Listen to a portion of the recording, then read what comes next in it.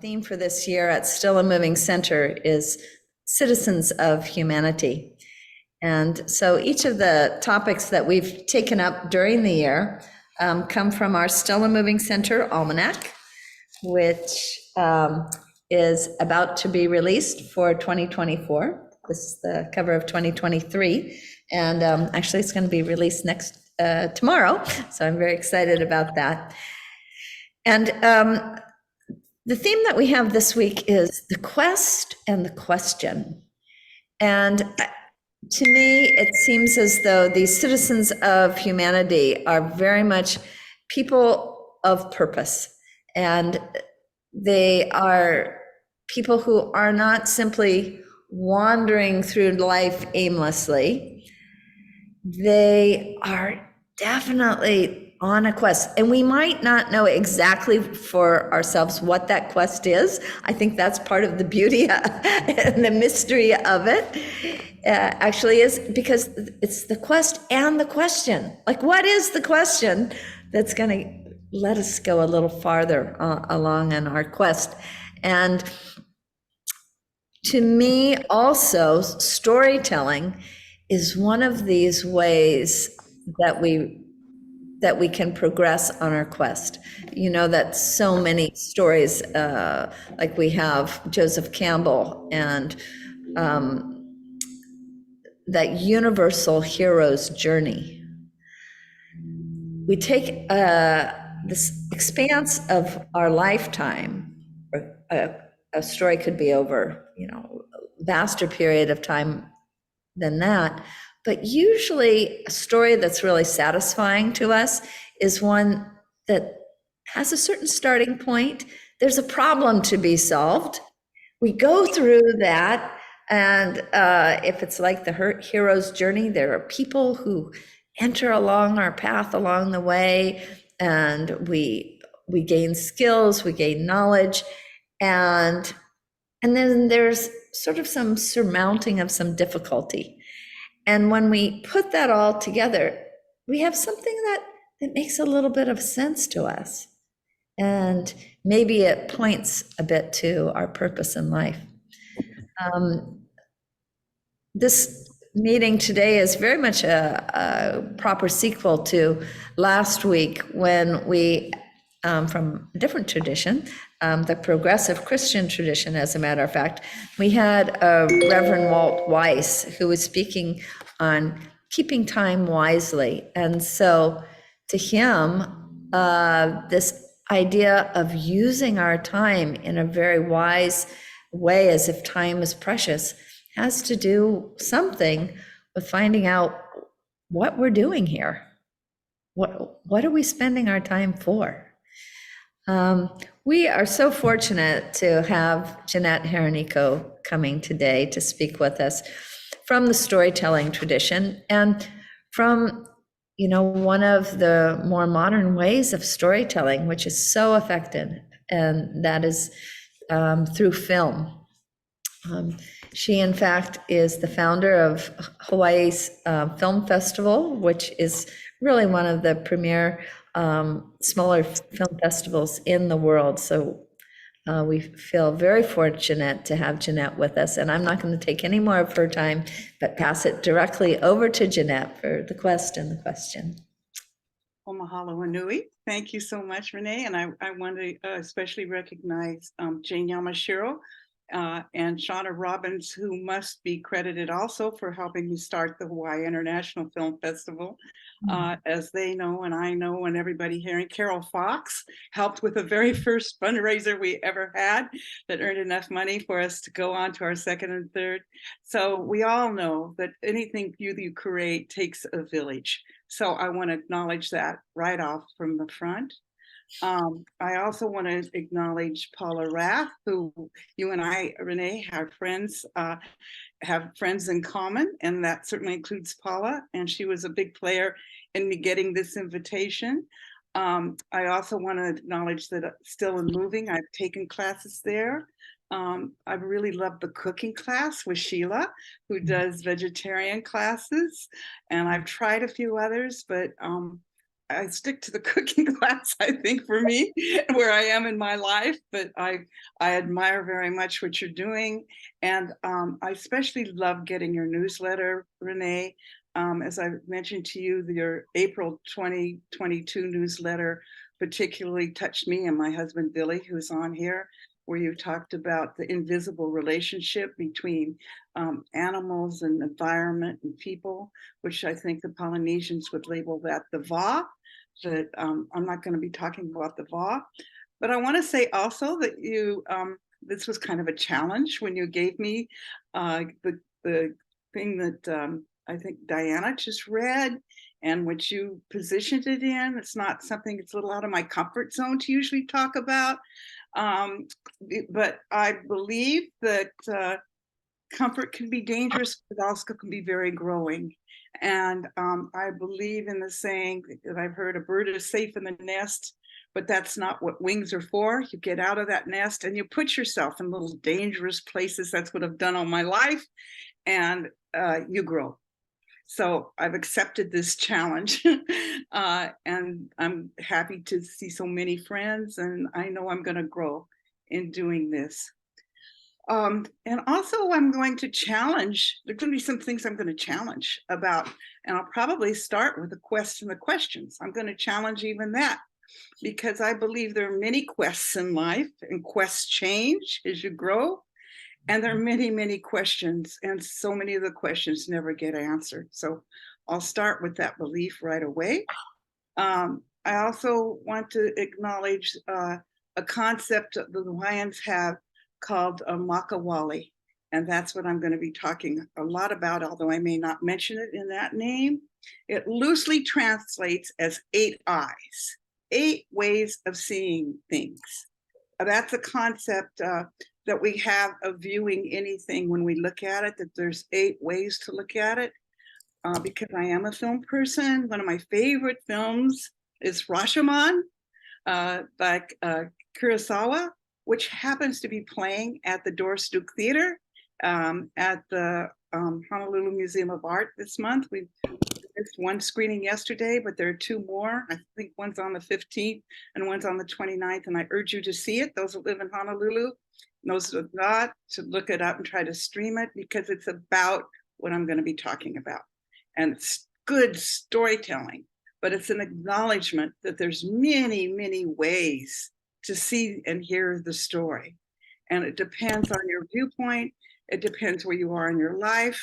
And there is no right way. And the sooner that we learn that, the more we can respect and understand others. And the more we challenge ourselves and walk a path that we might not walk. And the more we understand and question our own beliefs and our own way of being, the more the quest becomes clear, and we might just shift our quest as we go. For me, knowing that there's 7 other viewpoints, at least, it makes me not disrespect other points of view, even though I must disagree with them. It gives me a chance to grow, to stretch, to consider, to appreciate, to understand, and most of all, it gives me the freedom to change. And that brings me right to a book that Myrna is here. She knows it very well. Change We Must by Nana Very. It's one of my favorite books, and it's a great, great belief of mine. Change we must. So I'm going to start with a little story that, okay, I'll tell you this much. When I was in Oregon, welcome to our Portland, Oregon person, I started a storytelling guild when I was 21 that had 300 members by the time I was about 24. And it's still going. It's over 60 years old, longer than most marriages and certainly longer than restaurants. The Storytelling Guild of Southern Oregon still lives because it's based on the belief that a storytelling has the challenges and the truth to make us grow. And it helps people tell their stories. And most importantly, which I'm going to be talking about, listening to other stories. So that's what I did. When I didn't have a college degree, I was women weren't allowed to be lawyers at that time. Women weren't allowed to go to law school.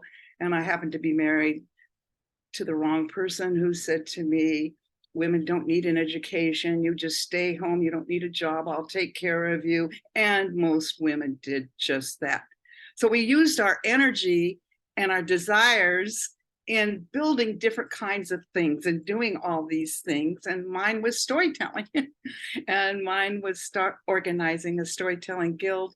And then a children's festival that the third year attracted 3,000 children and families and parents that came to a very small town of 550 at the time, called Jacksonville, Oregon, to hear and honor stories. So then I became a storyteller in the schools in Southern Oregon, went from school to tell stories. And I'm going to end my presentation with one of the stories that I told and that I'm still learning from. And it takes on difference every time I tell it. And so when I came to Hawaii, was hired as a storyteller with the Artist in the Schools program in 1975. It was a wonderful job. I just went from school to school, just got here, and to go all over the state and talk to kids and tell stories was such a joy. And I just absolutely loved it. And because my stories that I told in Oregon related to the land, related to people of the area, it related to the myths of the area. And that's what I loved. And I've always said when I left Oregon, it wasn't so much the people that I missed, although a few I did. It was the land I missed. It was the legends that I knew about the land. And I remember walking on Table Rock in Southern Oregon and remembering Brother Coyote and Sister Acorn and saying goodbye to them, and coming here and embracing the legends and the stories and the people of this Aina. And one of the stories I learned and was telling at the very beginning was called The Woman with 8 Eyes. And it was about Makapu'u Point, a place that I hiked up to with my kids, lived in Hawaii Kai many, many times. And at the top, I saw this big rock with these little rock, I mean, a huge boulder actually, and it had these little things all around its face. And I went and researched it and found from Ruby Light Johnson, was her name, an Hawaiian great scholar. I found one of her books where she talked about the woman with 8 eyes. And I imagined that this woman with 8 eyes up there in Makapu'u was looking at all the ships and all the canoes and all the boats and all the people who came into the islands. And she had 8 ways to look. And she could look down at Hanauma Bay and she could see the people there. She could look over Kailua and see the gathering of the food there. She could look up at the sky and see the stars that navigated the people. She was a lady with 8 eyes. 8 eyes. 8 eyes. I told that story many times, and I never really knew exactly what it was about. I tell you what I thought it was about. I tell you how I said it. But it wasn't until just the last couple of years that I heard the Hawaiian concept of Makawalu. 8 ways of looking at the same story, the same issue, the same land, the same peoples. 8 ways of looking and understanding and appreciating life. That's what I think it meant now. But for years, I told this story. And at years, I embraced the meaning of how I told it, and the children seemed to like it too. And it was okay. It was okay to be in the moment where I was. It was okay to tell the story. And the reason I'm not hitting myself too hard on it was because afterwards, I didn't say, this is what the story means, because that I do not believe in. I did not say, oh, what do you think about that? I do not believe in that. I believe that everybody hears a good story and gets out of it what they need to get out of it at that moment. And that you can hear a good story 15, 20, 30, 40 times. And every time you hear it, it takes on different meaning depending where you are in your life And what viewpoint are you willing to look at? How much danger do you want to encounter by growing and thinking a little differently? I didn't really get the concept at that time of Makawalu. I'd never heard the words, but I did believe that stories took on different meaning for different people at different times. And I never asked a child, what do you think of that story? Because I believe the fairy tales, the myths, the legends, the Bible, the Quran, anything that we have changes inside you, and you get no different meanings at different times.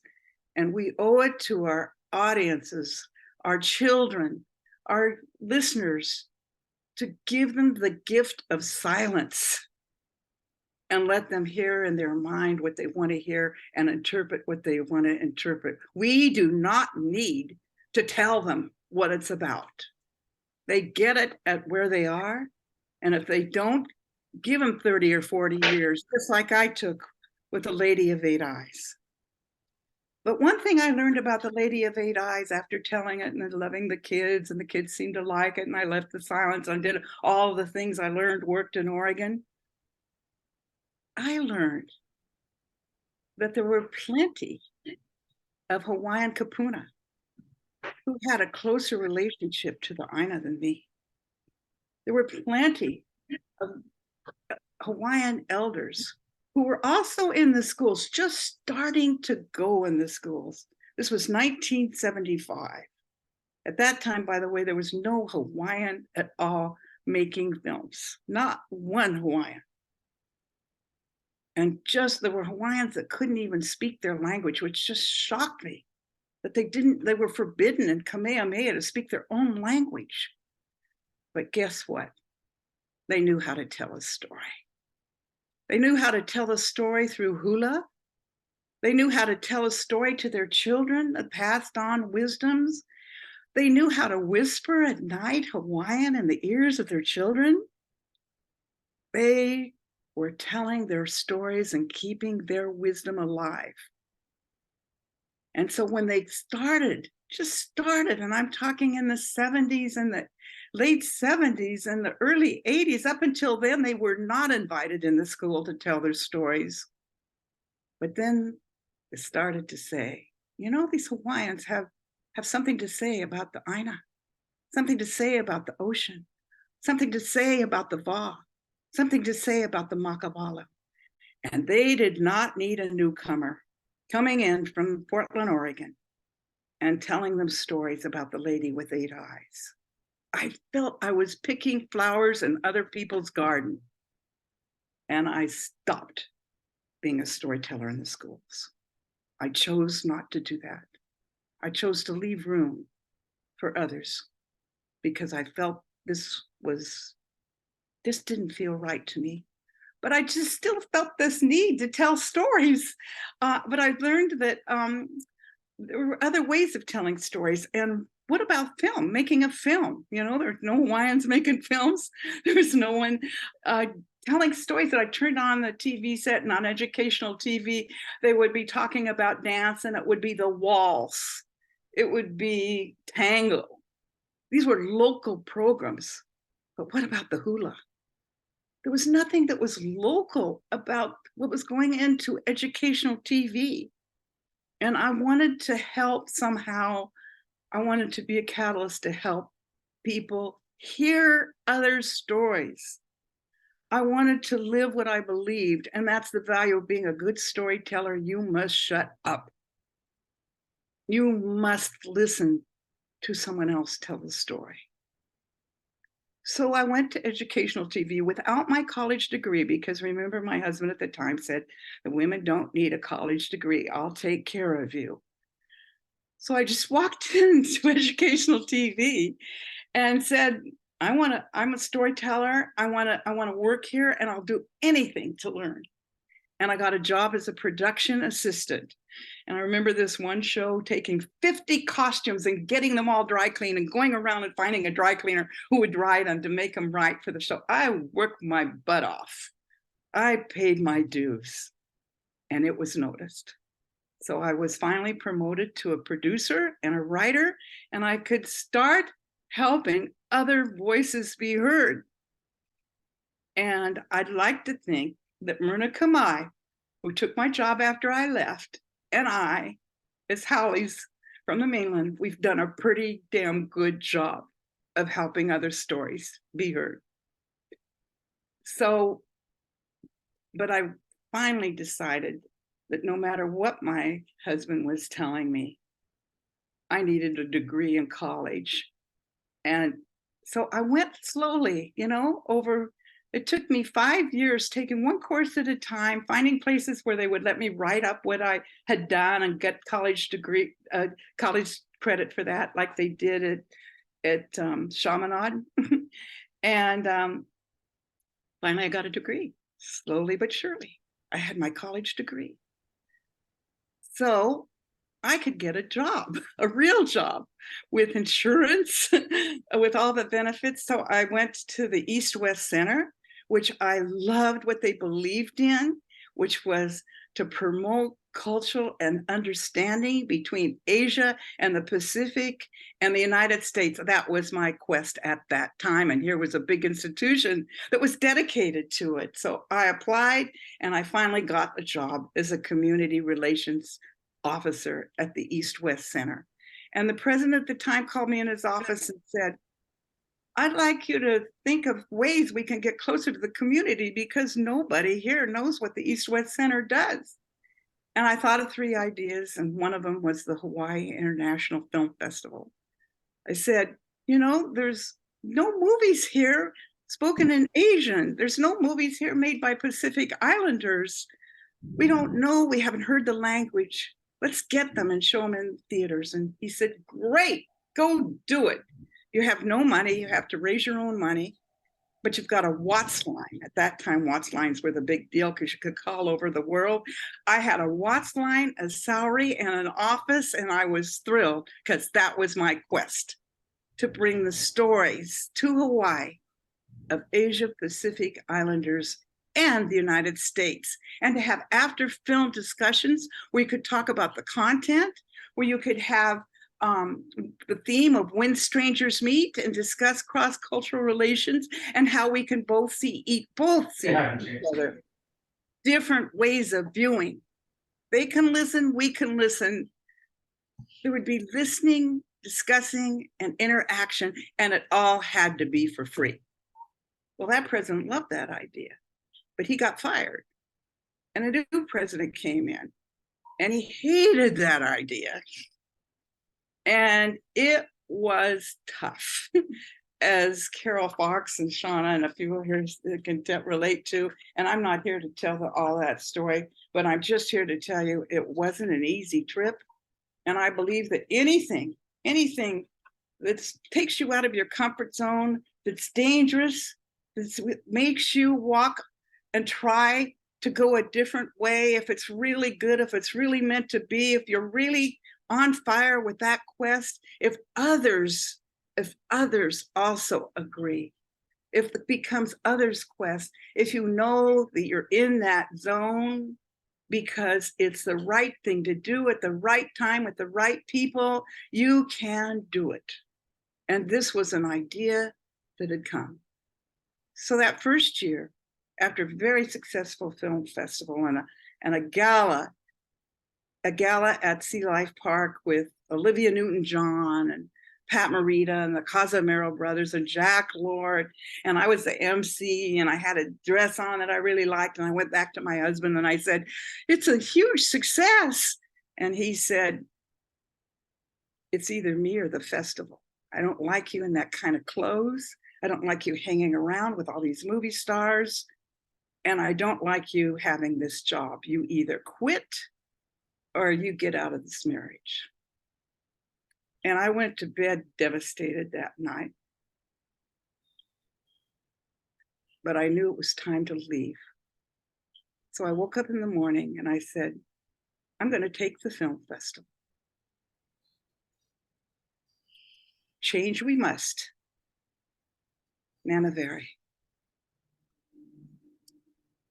I believe when the storyteller is in that sacred spot of conveying or channeling a story, if the story is somewhere you've read, someone you've heard, or if it's inside yourself and others get inside and hear it and it becomes magic, that's where the sacredness is. That's when you channel. And that becomes not just your sacredness, but the sacredness of the environment and of your listeners. So, you know, that's where I believe, and I did believe from that very moment when I was 10 years old and I had my own radio show. And then I went to high school and all the girls were learning to can their foods and I don't know what, sew their dresses, design their, I couldn't do any of that. No matter how hard I tried, I could not do it. But I could tell a story. And I have stayed on that. That's my gift. It's changed. It's gone around. It's grown. It's gone into all kinds of dangerous things. But that has been my gift. And I guess, and I believe, you know, that Pablo Picasso said it best. If I can find exactly the way he said it, I will. Yeah, okay. He said, the meaning of life is to find your gift. The purpose of your life is to give it away. And I guess if I just summarize my whole life, I would say that I've done that. That's been what I've done since a little girl to this moment that I'm talking to you. I know what my gift is. It happens to be storytelling. But don't try to tell me how, or don't ask me to sew on a button. I don't know how. I'm no good at it. I fail at so many things. But I can tell a story. That's my gift. And all my life, I've tried to give it away. And I'm kind of getting teary-eyed now. And I think it's because I want to say that it has brought me so many rewards. And it's been so challenging. Yeah. It may be also a perfect jumping off place for us to start our conversation. It's so moving. No, I'm not going to allow that. Sorry, but I'm going to finish this part. Sorry. Because I want to say that the most challenging part was going to Rotuma and make a film with my husband, The Land Has Eyes, and having to learn the lesson of giving up. Giving up entirely what you believe, what you've learned, what you know, and to just sit back and listen and learn and change your quest and change your questions. I really wanted to get that in. I'm sorry, Renee, but I just really wanted to get that in. And I was going to tell a story, but I think we'll end it now unless we come back to it, that I've told since I've been 25, and I keep learning from, and it's a story about Brother Coyote and the land. And that's where I think we need to really learn from, is the land, the animals, the environment, and the relationship with other people. Now I can do. Sorry, Renee, I was a little stubborn there, but that's me. No, thank you. I'm glad that you got to the end of that cycle. Yeah. I mean, this is really important in terms of storytelling. So thank you for honoring that. Thank you. Well, everybody, this is our opportunity to engage in what this is called is the conversation circle. And so our presenter is somebody who helps us launch and to launch into a conversation on the topic that we have of the question this week. Martin Luther King Jr. in our almanac's theme for this week said, life's most persistent and urgent question is, what are you doing for others? And evidently that was the most important question for him. And as Jeannette is bringing up, there are a lot of questions, right? And there are therefore, many different quests. And I think this is one of those things that distinguishes us as human beings. I don't know that other creatures in the natural world are impelled by these deep questions that have to do with what am I doing here on this earth? I'm not sure that they are. And I know that we as human beings are very much driven in many cases to go, I know there's something other than just getting up and eating my food and working my job or not working my job and going to sleep. There's something more that my life is about than that. And so I'm so eager to hear some of your ideas on what questions have driven you. What is your quest? It's going to be different, I know, for each of us. I do want to mention that we have somebody else here who I don't get to see very often. He's a cinematographer who's worked in Hollywood quite a bit. His name's Greg Hatton, and he has the idea that we've talked about a lot in terms of a through line. And something about a quest is like connecting all those dots, making it meaningful. What happened before, and then how is that connected with now, and how is that connected to the future? I think this idea of a through line is relevant here.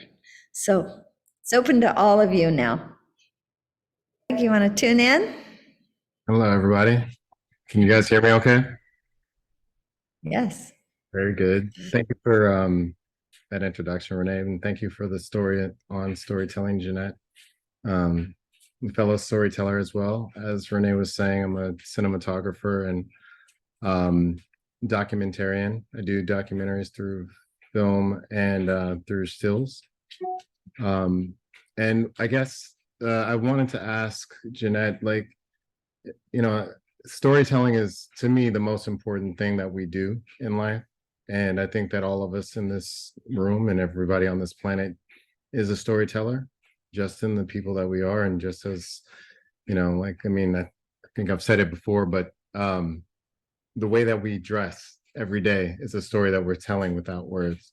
It's an influence off of what we've heard and what we've learned in our lives as to why to put this shirt on with this pair of pants or this dress on with this, whatever.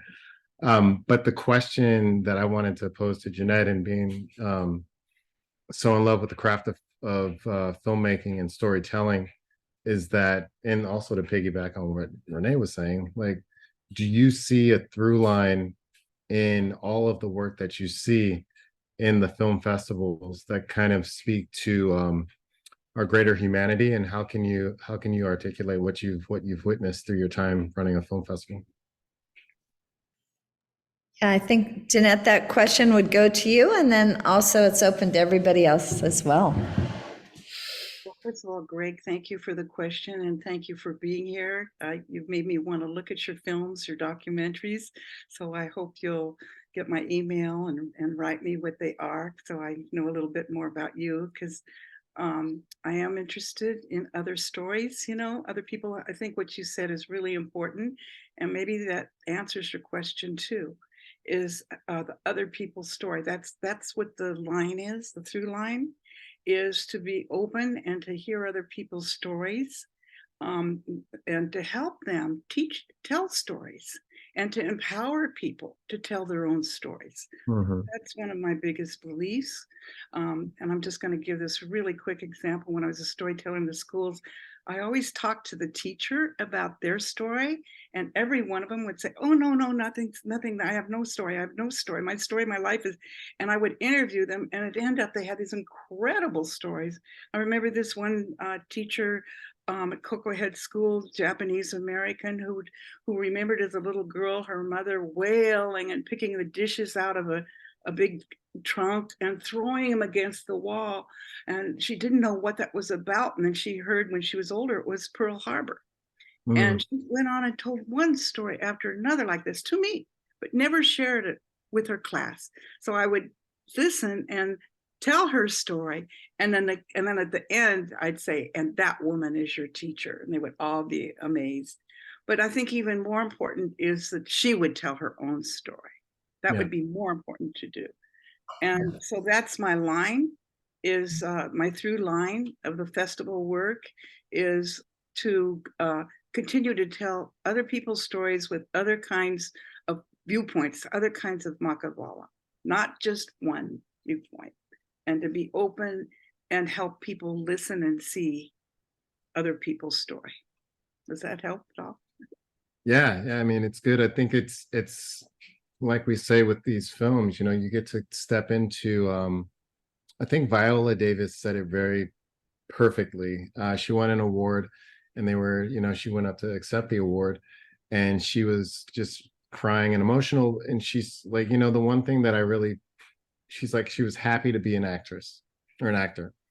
And she's like, you know, as actors, we have the ability to step into somebody else's shoes and live somebody else's life. Right.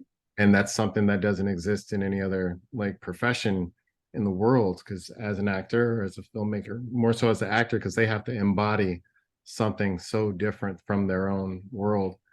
And that takes a lot. And when it's done right, it moves us so much. So to tell these stories and to understand that each one of us has a story is very important. And you know, we all have something to share and to contribute. So, you know, yeah. I think that's a really important what you said, Greg. Everyone has a story to tell. We just have to listen and encourage. Even in Oregon, there was like grandfathers. I had the kids go and interview the grandfathers. They would put wax paper over a comb and blow and make music, and they didn't want to come to school. So we went to them. We went to them around the fireplace and had him put the wax paper over and blow his comb and make the music and tell about doing that and how he learned that. So everyone has a story. And I think teachers, social workers, people like Renee, people that are listening here, certainly Carol Falk, know in their job how to get others to tell their story. And it's really important to do that. So we're, like you said, we're all storytellers, and we all have an opportunity to help others tell their stories and to listen. Yeah. I mean, the best thing I think that comes from that is the fact that we're all storytellers, and we're all telling stories that can help people understand that they're not really alone in a certain way of thinking. They might not be alone in a certain way of living, and that somebody else in some other place might be experiencing something very similar to what they're going through, and have an example of how they may be able to succeed or to help or to do anything, you know, because we're visual creatures as humans on this planet, and we learn through the images that we see and the messages that we receive through these stories. And what we do as filmmakers, we really have a responsibility to offer up an example for people to see and witness, to learn more about the world around them, even if it's a fictional tale. It can really, I mean, most fictional tales that we have are based upon life lessons, just shaped with superhero capes or a cartoon character, but it's still talking about the life lessons that we go across. A film you've made, can you just tell a title of a documentary or something? I've done one called Light. I've done one that is about a young boy. This is a separate one, Electronic Revolutionary. He's in Ghana, and he's made a what is it called? He made an electric scooter out of nothing. And I'm working with him now. I'm his mentor now, so I'm talking to him every Monday and Wednesday, and we took him up into Morocco. It's been crazy. One that you might be able to see immediately is on HBO. It's called The Lady in the Dale. I was working on that in the one of the cameramen on that, and that's about a Liz Carmichael selling cars in Los Angeles in the 70s. But yeah. Thank you so much. I see Pam has her hand up.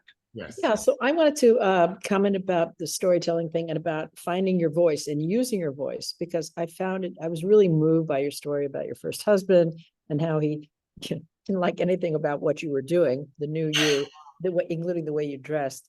And you needed, he was trying to silence your voice. And then when you talked about, giving up your place, telling stories in the schools to give way to Native Hawaiians, whose voices had literally been silenced and whose language had been silenced. So I think, to me, that was really very important and evocative about the part of storytelling, to find your voice. And you can do it through sign language too. This is not literal, but I thought that was something that I found really moving and important. Thank you so much, because I think when you let go of what you are, you become who you might be. It's kind of cliche, but listening is so important. So, and yeah, thank you. Yeah. Just to follow through with Greg, Greg, you have a tiny little film that you might be able to show at the very end that you did on an old-fashioned camera. I know it's very short, so maybe you might find that and we can see that at the very end. It's definitely a matter of storytelling. With the one with Sarah. Yeah. Yeah. Okay. Okay. Not now, but whenever you find it. And Sharona, you can make him co-host so he'd be able to share that.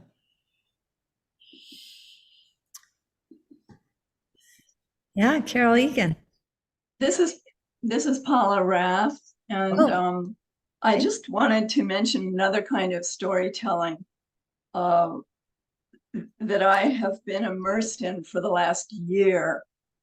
For years, I was a journalist, and I did some PR, but oral history is another incredible way of having people tell their stories in a way that will enable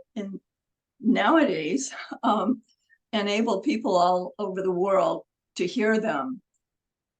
We were not able to afford video, but we did audio and transcriptions.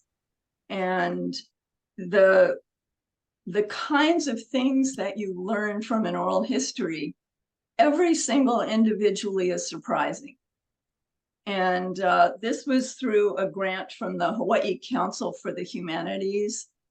And I was trained. It's a different kind of interviewing. If you've been a journalist your whole life, this is a different kind of interviewing. So I was trained by the Center for Oral History, and it's been a partnership all along.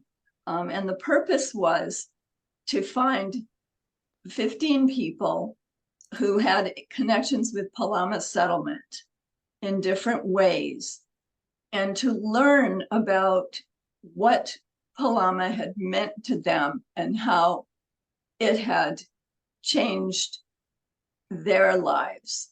And some were board members, some were staff.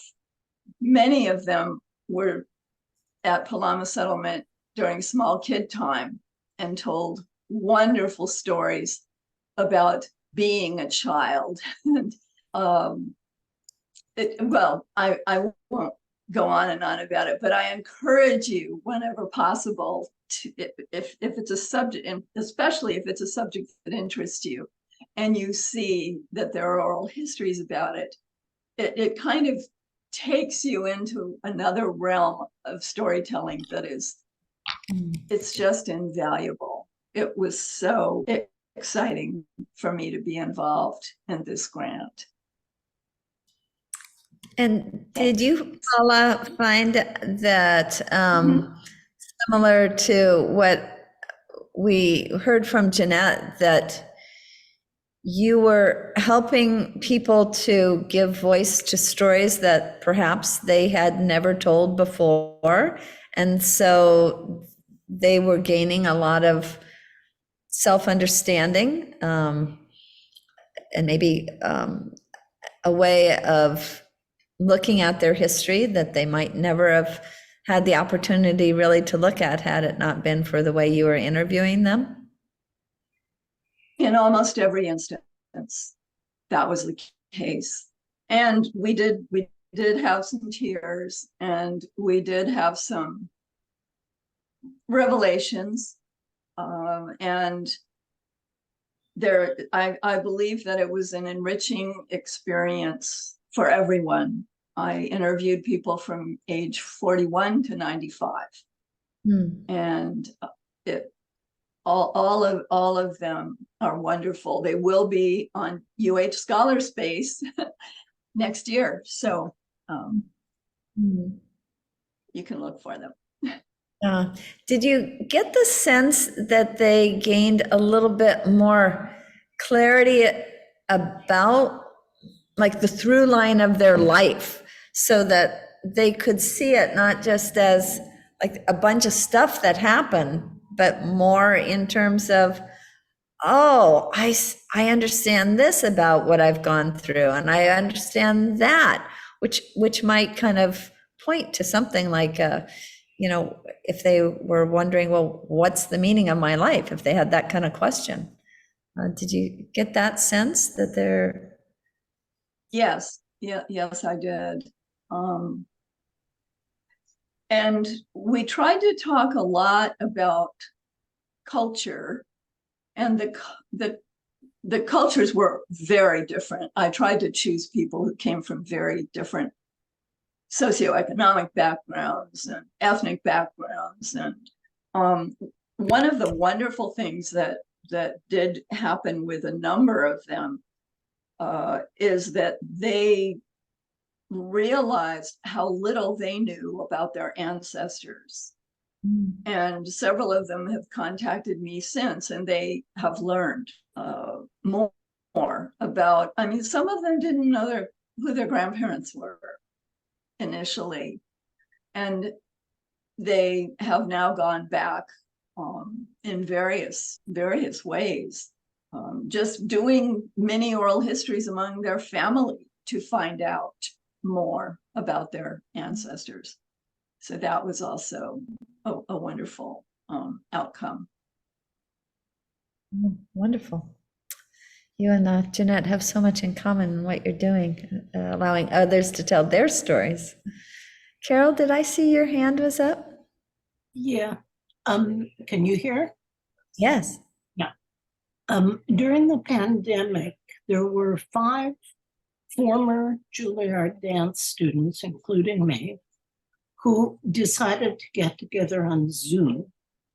And the reason we decided was that we came from an era of dance, which was sort of called the Golden Age in our mind, where we had teachers like Martha Graham, Jose Limon, Anthony Tudor, very well-established choreographers and teachers. And we were afraid that history was going to be lost because the current students at Juilliard really have no concept of who they were, how they taught. So we decided to interview other dancers who had graduated, and the older the better, so that we could go back to the roots. And we record the interviews. Each time we meet, we have one dancer who has gone on to God knows what, dance with Merce Cunningham, teach, establish whole schools of dance, all kinds of adventures. And we record them. So we have a whole collection now of about 20 recordings of dancers who have made something of their careers. And we hope to somehow get it in the Juilliard archives, they're interested, or make actually a film with the collage of these people. So, we've heard unbelievable stories that should get known, I think. Like Mercedes Ellington, Duke Ellington's granddaughter, was in my class. We were classmates. She was a ballet dancer. We graduated in 1960. There were no Black ballet dancers in companies at that time. But she got hired by June Taylor to be a June Taylor dancer on the Jackie Gleason show. And for years she was that. And he was very good to her, protected her when they went to the South to perform or do a gala or whatever. That, I mean, that's only one story. And now we have a whole collection. So I think that's also a great way to get people to tell their stories. And it's like a multifaceted diamond.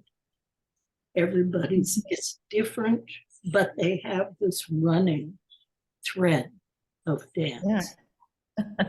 Yeah, the through line is there. Wonderful. We have Dr. Elizabeth Saturas. She's a evolutionary biologist and a futurist. futurist. A futurist. And a futurist.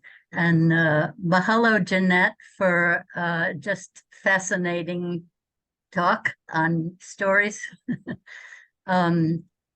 I was reminded very early in what you were talking about of a dear friend of mine who is no longer with us, but Paula Underwood was her name.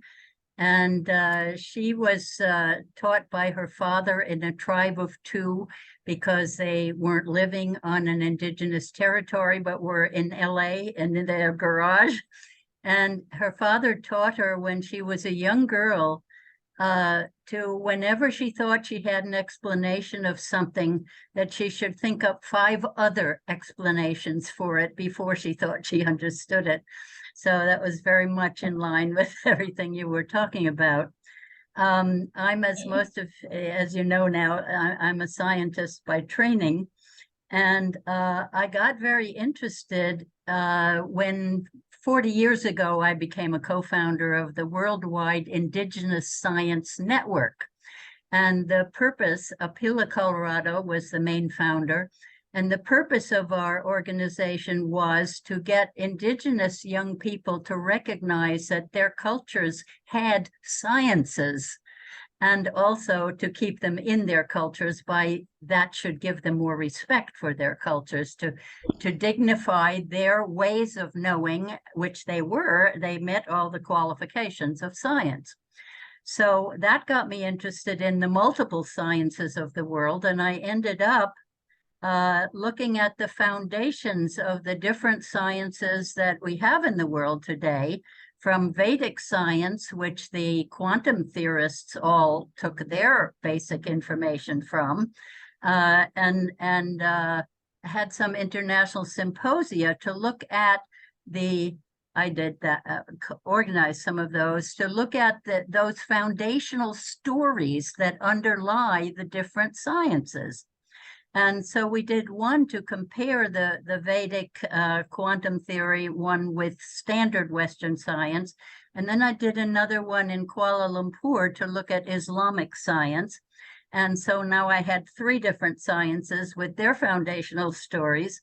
And what my goal was that we should have, just as the religions have come together in the Parliament of World Religions, we should have a global consortium of sciences, recognizing that every science's foundation is a story of how the universe is and how the planet is and what our human relationship to it all is. And so, of course, Western scientists really hate being told that they have a story underlying their science, but it's true. And I'm a truth seeker. And the truth always ends up as our stories, right? So I'm very much with you on that. And one recommendation, I've lived cross-culturally and learned to see the world through different languages, which gives you different perspectives. And anyone can learn to sing at least a song in another language. And pursue a little bit, looking up now with Google, you can look up how to pronounce the words, you can look up the meaning of the words so that you're singing it with some sense of the story it tells. And that alone will get you thinking about, different ways of seeing. So thank you so much. Big mahalos. And all of you who have spoken. Greg, it's fascinating. I can't wait to see your little film and look for some more. Thank you. Thank you. Yes. Well, what I think I'd like to do is, noticing the time, ask Jeannette if she wants to just make a little closing word, and then ask someone else if they would like to just give a little thank you to Jeannette. Here at GEMS, we call it a vote of thanks. Meanwhile, I'm going to tell you about next week. And actually, Greg Hatton is our speaker for next week. He has spent time on a number of occasions, actually, in Selma, Alabama, and he's agreed for next week's theme of protecting human freedoms and rights to speak on the civil rights, the American civil rights tradition, and in particular on John Lewis. So I think that will be a very interesting story and for us to hear, in this case, a historic story. So we'll do Jeannette, and then we'll ask for a vote of thanks. And then what I'll do is just close the meeting. Anybody who would like to stay, and we'll watch Greg's film, which is what, 3 minutes long, Greg? About? I think so, yeah. Yeah, and anybody who'd like to chat for a bit while we're online, that would be great. So Jeannette, how would you like to end this lovely session you provided us with? Well, I would like to thank everybody for coming, and things change depending on the listeners. I always believe the listeners, we meet in the middle. It's not just the story, it's not just the listeners, but there's a sacred space in between. And knowing so many people here, Alexandra, Pam, all these people that are here, and learning, and Carol, I loved your story, and Dr. Elizabeth and Greg. I mean, it's just a synergy that's in this. There's the story, there's the listeners, and there's that meeting ground invisible in between. And I've just experienced that with all of you. And so I'm very grateful for that. Thank you so very much. Thank you so much. Yes, very much, Jeannette. And can I ask if somebody would like to give Jeannette a vote of thanks on behalf of all of us? It's just a little tradition we have at GEMS.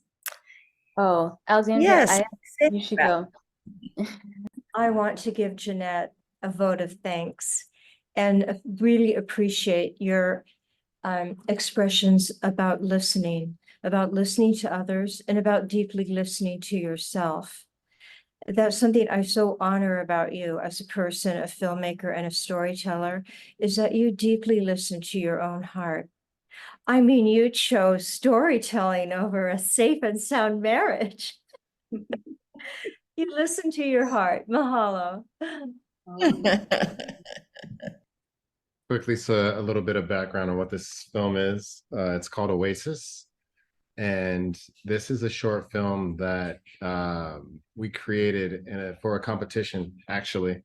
It was a competition for Cannes, the film festival at Cannes in 2020. The idea was to shoot a film on an 8mm camera, to have the story thought out and shoot it with in-camera editing, which basically means there's no way that you can look at the footage. You have to shoot it. When you're finished with that shot, you progress through the story onto the next shot, onto the next, until you're finished. And once you've completely shot out that roll of film, you just send it away for judging. So you're basically thinking about what the story is, thinking about how much film you have, trying to progress a whole idea in this time span, and then you just, send it to the judges. They actually go through the process of processing the film and viewing it. You can also send them a soundtrack if you want.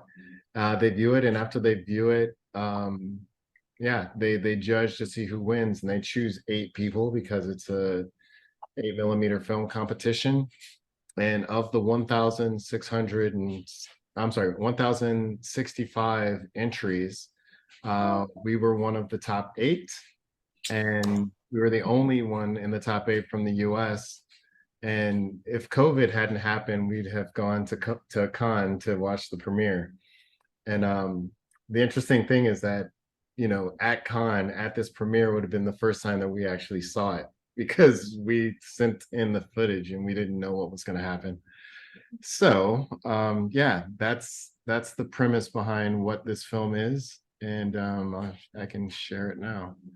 Let's see. Okay, so basically what's happening is we're gonna open on a household, a family that's here in Hawaii, or that's in Hawaii on the North Shore.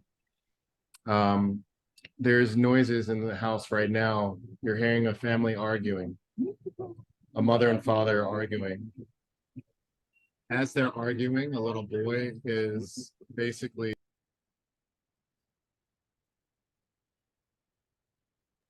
he's kind of dazed right now, just like in his own little world. And he was focused on his little hula dancer, but he wanted to see what the family's talking about. They're arguing. He doesn't like that reality, so he chooses to get out of there.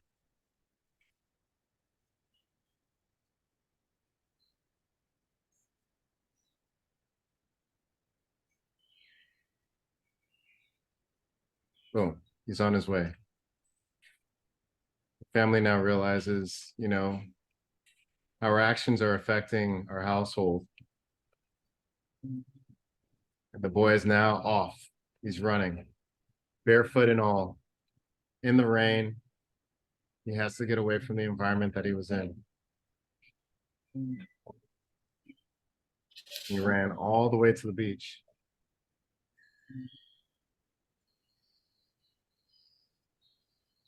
With his hula girl in his hand.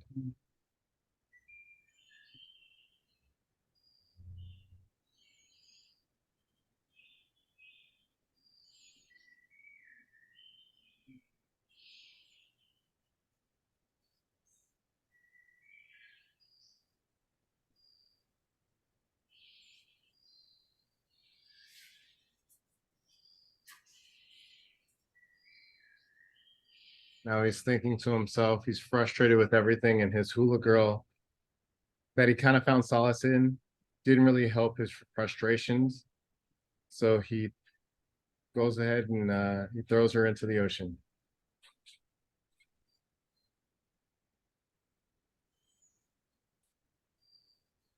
What is it all worth if there's just arguing and hatred? So he sits down, he's kind of dejected. When he looks up, his hula girl has come to life.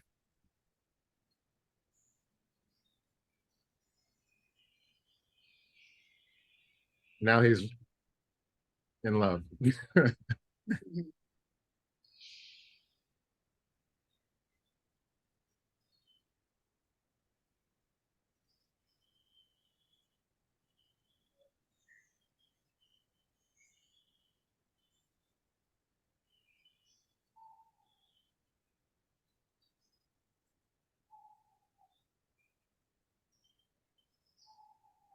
This is my favorite part of the whole piece.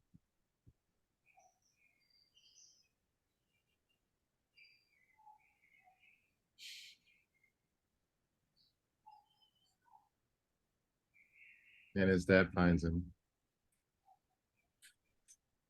That's the story.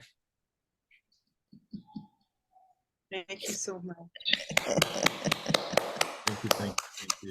Yeah, it's Awesome. a pretty small story, but like I said, the premise was to create something meaningful in a short amount of time without a lot of editing, just to see what kind of story you can get out. And we did that. It was, I mean, there's a couple of things to say about it. Filmmaking's never really what you set out to do. You end up finding things in the process and creating something a little bit better along the way. And this story, I mean, we all became friends. And we learned more about that family structure. Sadly, the father in that film passed away in COVID, so he's not here anymore. But we have this as a document to the love that he and his son had, because that is his actual son. And that's a very cool thing. But to have created that, and just it looked better than what I thought it was going to look like, because we weren't sure how the camera was working. We weren't sure if, we had the proper timing with the soundtrack that we had made for it. And when we saw it, it was like, oh my God, we actually did it. And the judges, they were amazed that they were like, I guess the film pulled a lot of emotion out of the judging panel.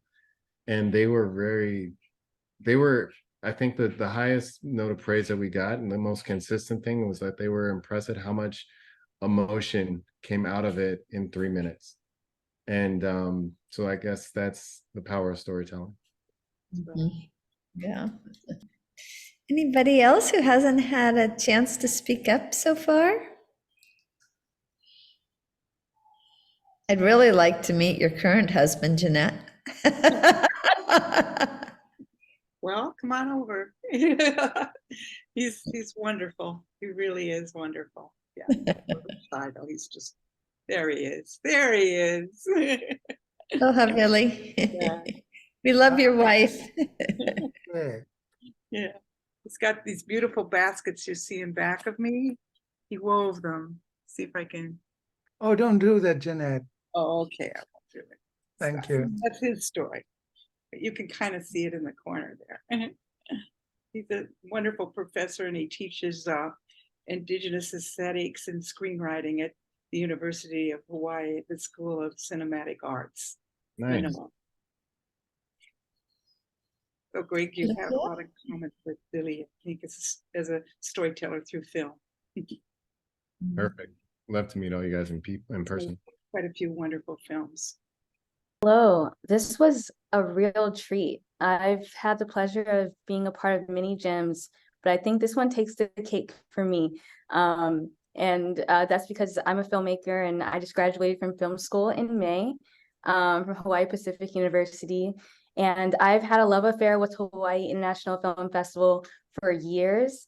I went to my first festival in 2019 because HPU had kind of like a collaboration with HIF, and I've been writing for the website, and I actually attended this year's festival as a critic and an online creator.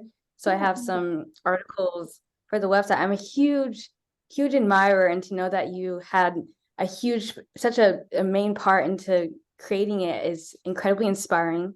And so thank you for that alone, because it has been a source of inspiration for years now. So I just wanted to extend that appreciation. Thank you so much, Olivia. I just have to say that's one of the most wonderful things I've heard all day.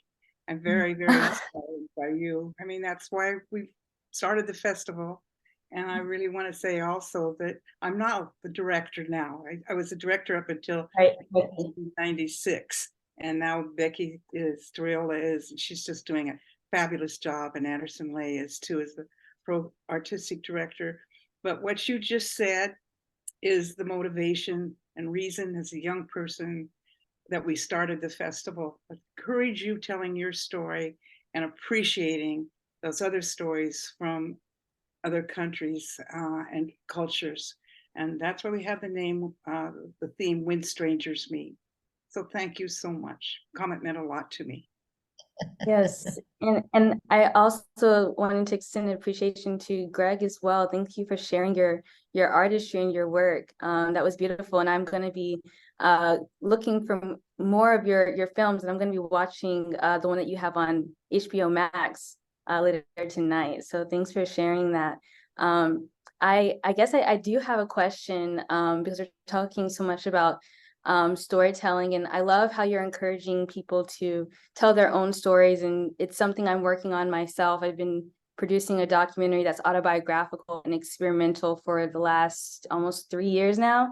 And I wanted to ask you, as well as Greg, and if anyone else wants to chime in about, you know, what it takes to tell your own story, besides, you know, courage and, you know, maybe your own experience telling your own personal stories. I know you told those like fictional and of other cultures, but also maybe what it took for you to tell your own story, if you have already.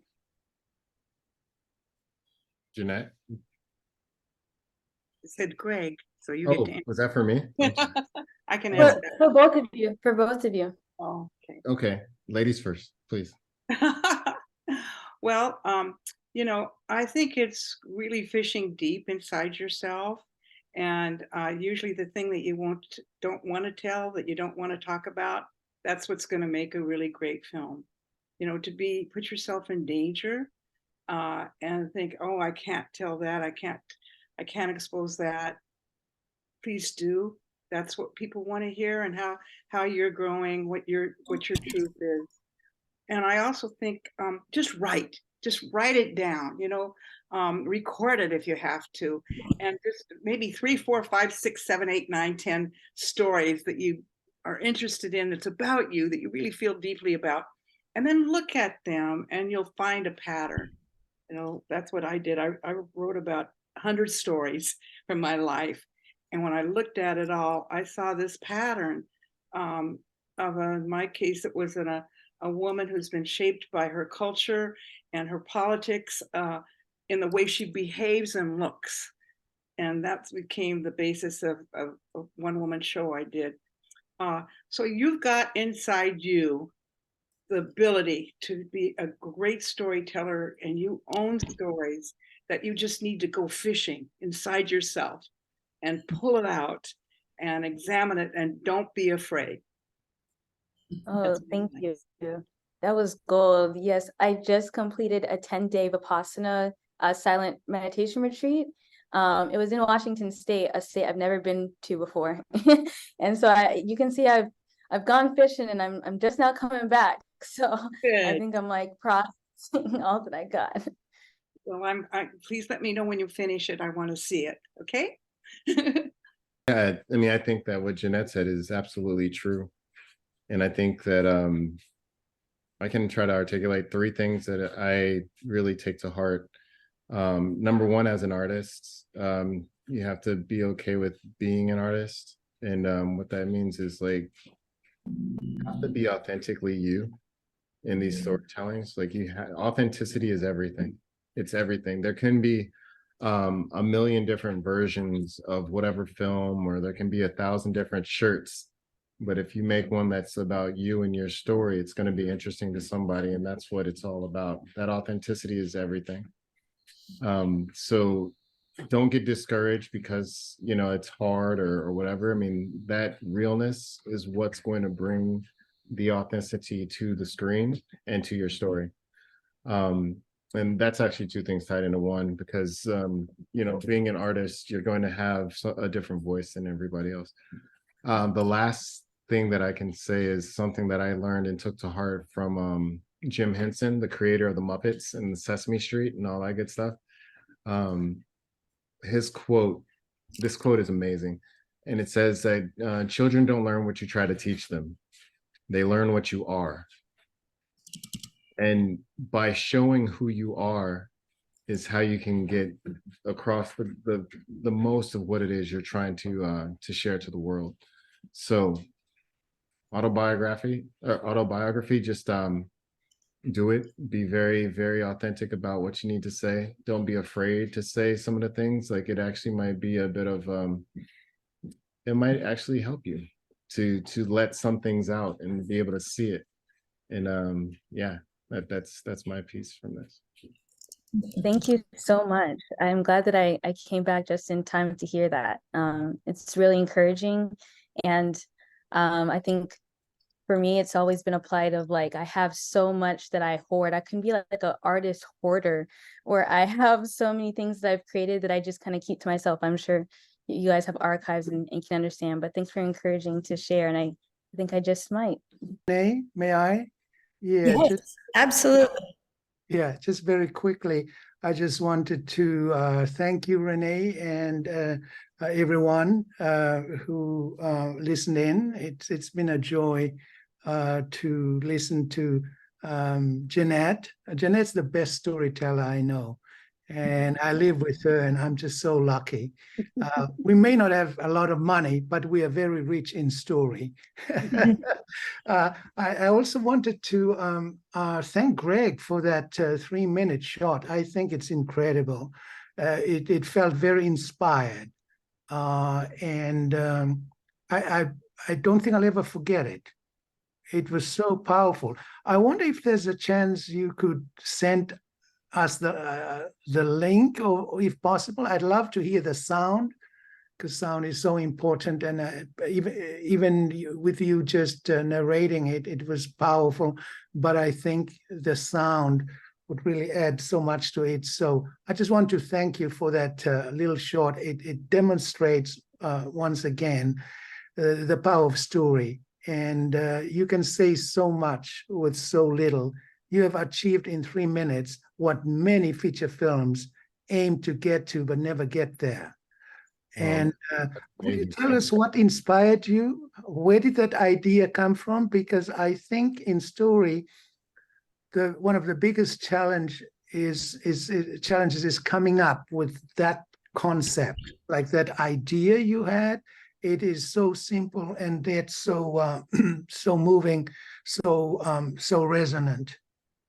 Yeah. First of all, thank you for all that. Those are amazing words. And I'm glad to hear that it had that kind of effects. I mean, one of the things that I really like to do is to see how art affects people, because it helps me understand my art a little bit better. It helps me understand people more, across race and religion. I mean, I've been traveling I've been traveling for the last 2 years nonstop.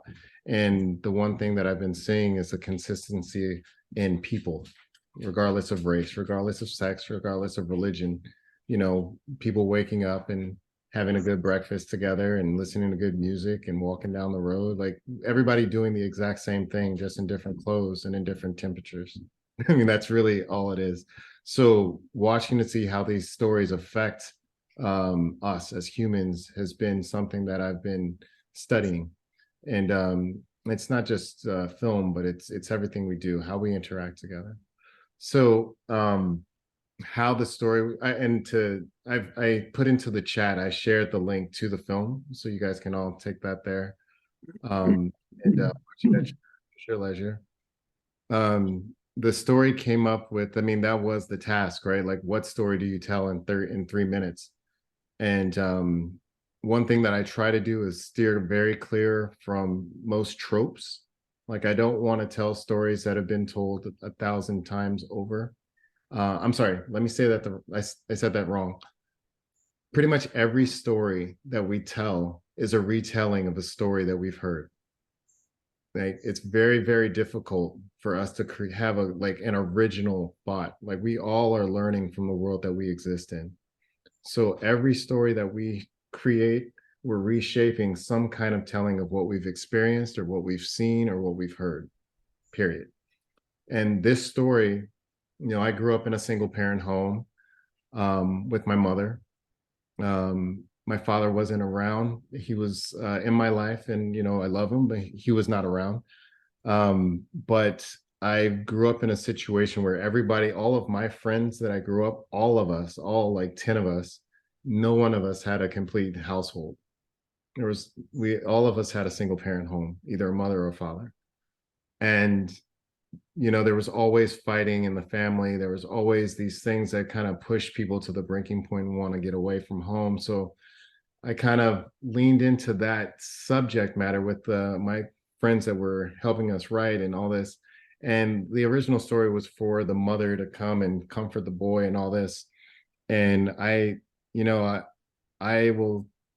try to talk a lot about, the issue that we have with the masculine persona in this day and age, and how it's perceived one way, but not giving any grace for all the struggles and all the hardships that come with being a man in this world. So I wanted to make the fact that the father took it upon himself to come and receive his son and to give his son comfort so that his son can see his father being strong, but also being vulnerable and admitting his faults and showing him love.